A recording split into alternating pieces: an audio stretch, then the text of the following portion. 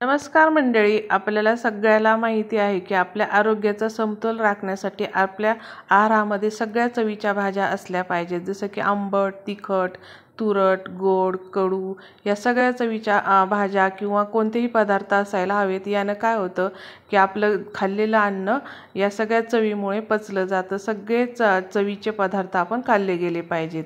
अशीच एक आपण आंबट अशी भाजी पाहणार आहोत, जसं की चुका।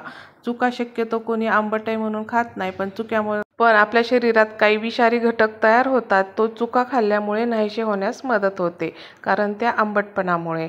चुक्याची भाजी दिसायला अशी दिसते। इथे मी एक छोटी पेंडी घेतलेली आहे आणि ती स्वच्छ धुवून घ्यायची आहे। पावसाळ्यामध्ये शक्यतो पालेभाज्या स्वच्छ धुवून घ्यायच्या आहेत, कारण जमिनीवर पाऊस पडल्यामुळे बऱ्यापैकी त्याच्यावर किडे किंवा माती जास्त होते। त्यामुळे चांगली अशी मागून पानं स्वच्छ धुवून घ्यायची आहेत। बारीक बारीक किडे होऊ शकतात, त्यामुळे छान बघून ही भाजी घ्यायची आहे। कोणतीही पालेभाजी पावसाळ्यामध्ये स्वच्छ करून घ्यायची छानपैकी। आता ही बारीक चिरून घेऊयात, कारण इथं आपण कुकरमध्ये भाजी शिजवणार नाहीत। कोणतीच पालेभाजी कुकरमध्ये शक्यतो शिजवायची नाही, कारण बऱ्यापैकी विटॅमिन्स निघून जातात। आपल्याला हे पातेल्यातच शिजवायचे आहे।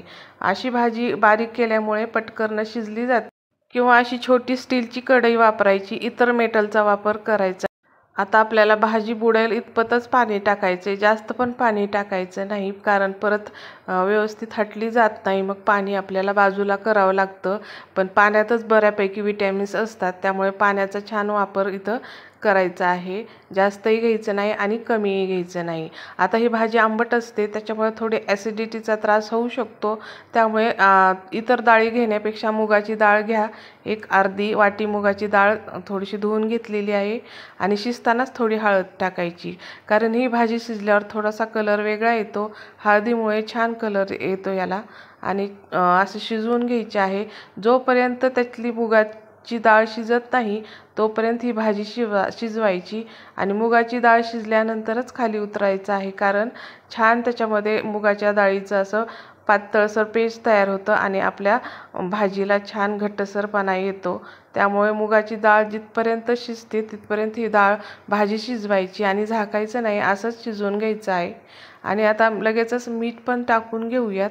मीठ टाकल्यामुळे शिजताना टाकायचं नाही, शिजून झाल्यानंतर मीठ टाकायचं। आणि इथं मी बेसन पिठाचा थोडासा वापर केलेला आहे, 1 मोठा चमचा, कारण या भाजीला थोडा आंबटपणा असतो आणि बेसन पिठामुळे थोडासा त्याचा आंबटपणा कमी होतो। गॅसची फ्लेम बंद करून हे पीठ मिक्स करायचं आहे। जर उकळत्या भाजीत टाकलं शिजताना तर त्याच्या गाठी होऊ शकतात, त्यामुळे थोडंसं गॅसची फ्लेम बंद करून ह्या सगळं मिक्स करून घ्यायचं आहे पीठ। छान चव येते बेसन पिठामुळे या भाजी। आता या भाजीमध्ये टाकलेलं पीठ आपण शिजवून घेऊयात, कारण जेवढं पीठ शिजेल त्याच्यातली डाळ छानपैकी शिजेल तेवढी भाजी तुमची चविष्ट लागेल।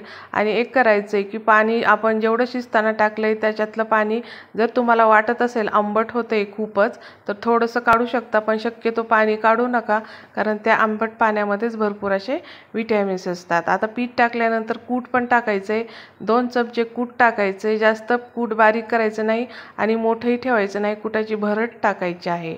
आता एक वाटण बघूयात। आता इथं मी थोडंसं अद्रक घेतलेलं आहे, थोडंसं हिंग पालेभाज्या करताना शक्यतो अद्रक जास्त वापरायचं नाही, थोडंसं चवीपुरतं वापरायचं आहे। कोथिंबीर, लाल मिरची आणि लसण। तुम्हाला लाल मिरचीऐवजी हिरवी मिरचीही वापरू शकता किंवा लाल तिखटही वापरू शकता। आता हे बारीक करून घेऊयात तोपर्यंत। आता एका दुसऱ्या कढईमध्ये मी लोखंडी कढई वापरलेली आहे। जिरे आणि कढीपत्ता टाकायचा आहे। कढीपत्त्याने छान चव येते या भाजीला आणि केलेलं वाटण त्या तेलामध्ये परतून घ्यायचं आहे। जास्त करपू द्यायचं नाही आणि छान भाजून घेतल्यानंतर आपली जी शिजलेली भाजी आहे ती त्याच्यामध्ये टाकायची आहे। शिजलेली भाजी टाकल्यानंतर छान भाजीला उकळी आणायची आहे, 1-2 उकळ्या आणायच्या। जेवढी तुम्ही भाजी छान शिजवताल फोडणी दिल्यानंतर तेवढी त्या भाजीला छान चव येते आणि घरामध्ये सगळे आवडीनं खातात ही अशी भाजी। आंबट असली तरी मुले आवडीने खातात, इतपत सुंदर लागते। अशा पद्धतीनं नक्की करून बघा ही भाजी। फक्त कुकरमध्ये न शिजवता अशीच पातेल्यामध्ये शिजवा, म्हणजे छान। ही भाजी करायला लोखंडाची कढई घेतलेली आहे आणि चविष्ट होती भाजी। पण भाजी शिजल्यानंतर दुसऱ्या एका स्टीलच्या पातेल्यामध्ये काढून ठेवायची आहे, लोखंडी ठेवायचं नाही, कारण आंबटपणामुळे लोखंडामुळे भाजी काळी होऊ शकते। एक करायचे की हे भाजी करताना तुम्ही शेपूची भाजी, पालक याचाही वापर करू शकता। खूप सुंदर टेस्टी भाजी होते। मुले खूप आवडीने खातात, मोठेही खातात। भाजीचा व्हिडिओ आवडला तर लाईक, शेअर, सबस्क्राईब जरूर करा। चॅनलवर नवीन असाल तर सबस्क्राईब केल्याशिवाय जाऊ नका। धन्यवाद।